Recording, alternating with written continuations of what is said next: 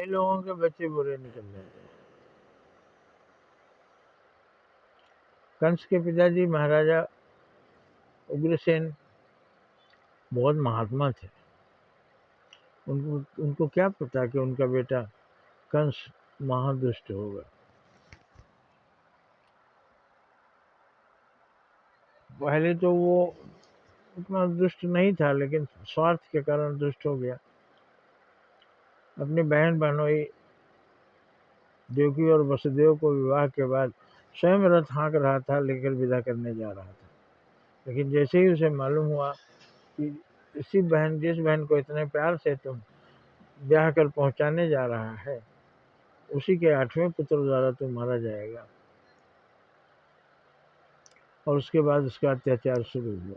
इन दोनों को बंदी बना लिया और 8वां पुत्र होगा तो मैं मारूंगा। इसे मैं किसी ने समझा दिया कि कमल है, कमल में 8 दल हैं, कौन पहला है कौन 8वां है, घुमा दीजिए।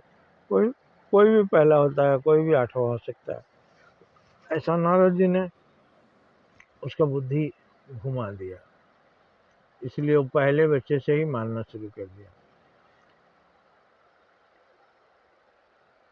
तो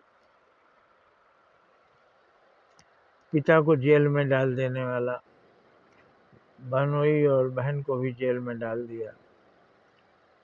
ऐसा पहले भी हुआ है बच्चे दुराचारी। रावण ने अपने बाप का कहाँ सुना।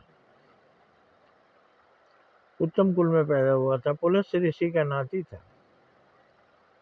पुलस्त्य ऋषि का नाती रावण इतना दुराचारी हुआ।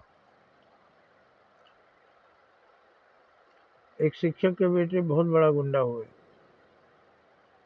तो आश्चर्य हुआ। उनका बेटा उतना बड़ा गुंडा कैसे हो गया।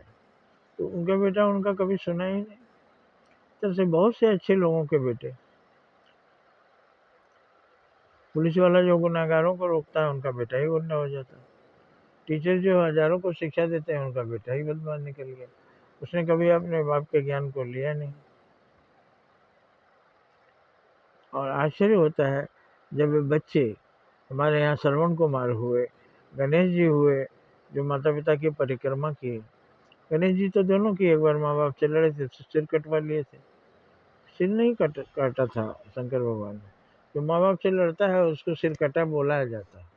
बिना माथा का आदमी जो अपने माँ बाप से लड़ता है, भला अपने माँ बाप से कोई लड़ता है जो अपना जीवन ही बच्चे पर समर्पित कर देते हैं, अपने नहीं खाकर उसको खिलाते हैं।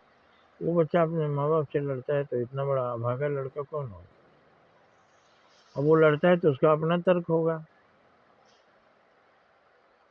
बड़ा आश्चर्य होता है जब कुछ बच्चे श्रवण कुमार बन जाते हैं और कुछ ऐसे बच्चे बन जाते हैं जो अपने माँ बाप को बंदी बना लेते हैं, अपने माँ बाप की दुर्गति करते हैं, अपने माँ बाप का अपमान करते हैं। वो थोड़ा भी ध्यान नहीं देते कि यही हालत उनकी भी अंत में होगी। जय हिंद, जय भारत।